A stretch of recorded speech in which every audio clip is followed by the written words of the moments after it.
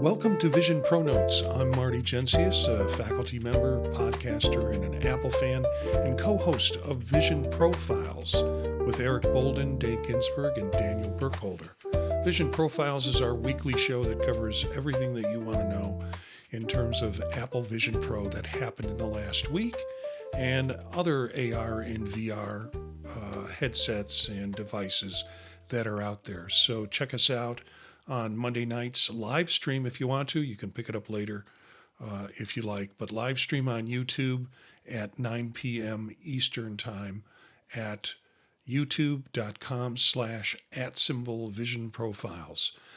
But this is Vision ProNote. These are short stories, things that have come up that you'll be hearing about in the week, and we'll make sure and cover them more extensively in the following Monday night show. So the topic tonight, with the release of all the iPhone information and the articles have been flooded with content around iPhone, Apple Watch, and also AirPods Pro 3. So there's plenty for news media outlets to focus on without focusing on Vision Pro. But the article that seems to be creeping to the top is all about the new interactive Jupyter environment for the Apple Vision Pro. Now, this came out with the visionOS 26 release candidate, which came out this week. And it's something we've been waiting for. People have been kind of anticipating and hoping for. Along with that, you got the virtual Mac display that was panoramic and with curved edges on it. So it's like having a curved monitor floating in the air. But people are really happy about the Jupyter environment. And for some reasons, there's some new things that have happened. Well, the Jupyter environment replaces Morning Light. It's as the latest environment in visionOS 26 release candidate. You have to download it first in order to be able to use it. The unique thing about it is that it is interactive and you get some really remarkable scenes. There are some things that you can do with it that are just pretty cool. And I'm going to, for those of you who are viewing the video, you're going to see some of the websites that I went to and some of the scenes that I'm talking about. It really is remarkably crisp and clear in terms of its design, and it's interactive, which means you can control the setting. Are you watching Jupyter during its dawn, during its sunrise, during its afternoon, during its sunset, or its night? And if you want to, you can use a scrubbing system, moving through those different day parts and move through them rather quickly if you like to. And again, the feature is pretty wild. It's based on one of Jupiter's moons, so you're sitting on the moon Amalthea, and it's an inner moon with a really accurate celestial motion around you. When you first turn the environment on, open it up all the way so you're fully surrounded by it, and you'll see the crispness of it. You'll see you're really sitting on a moon, and then turn around behind you so you're not looking at Jupiter, and you can see the clearness of the sky and the stars and the constellations. So your vantage point is on the moon facing Jupiter, and Apple used NASA imagery for authenticity. And if you kind of linger on, eventually the great red spot will come into vision and view with it. This is the first Vision Pro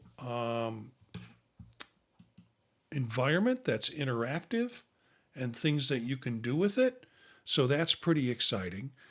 And it's a really kind of an ideal ambiance if you are in space or you want a space kind of cinema session. So think of Apple TV and sci-fi with controllable lighting and planetary motion that you can put into it. How do you try it? Well, you have to update to visionOS 26 with the release candidate. So you been doing the betas to get to the release candidate at this point. However, on Monday, I think we get the full candidate out. So Monday during the day, you'll get the complete release. So if you're not on the developer betas and you're kind of playing it safe and staying back, you're going to get this on Monday. So don't worry about it. You can open the control center once you have your headset on and switch to environments and then select Jupiter. And the first time you attempt to run it, you will see it will go through that window, the little clock arm that goes around to tell you that it's being loaded. And it loads pretty quickly. It's a marvelous environment, but you do have to load it to start it. Then go ahead and tap on the Explore Jupiter and choose the different preset days that you want or scrub time, and try changing the rotational speed so you get to see some rapid changes within the environment as you do it. For movie night, if you're planning on showing a movie in this environment, they suggest set it to sunset or night to kind of darken any of the ambient light that's going on so you can fully enjoy the movie. And after you've watched Jupiter for a bit at a normal speed, try speeding it up to see what that experience is and get a glimpse of the great red spot. And as I mentioned before, occasionally look opposite of Jupiter and look what's behind you. You're going to notice star patterns and moons tracking realistically as it would be as Amalthea turns on its own axis. So enjoy that process and there's stuff going on behind you shouldn't miss during the time when you're doing it. So that's the ProNote for today. You can follow the live stream on YouTube at youtube.com/@visionprofiles on Monday nights at 9 p.m. Eastern Standard Time, or catch the video later on YouTube or the audio on any podcatcher service that you choose to listen to. Just look for Vision Profiles. We'd love to hear from our listeners. If you have ideas or want to join in on an episode, email us at thepodtalknetwork@gmail.com and learn more about us and the Vision Profile podcast at our website.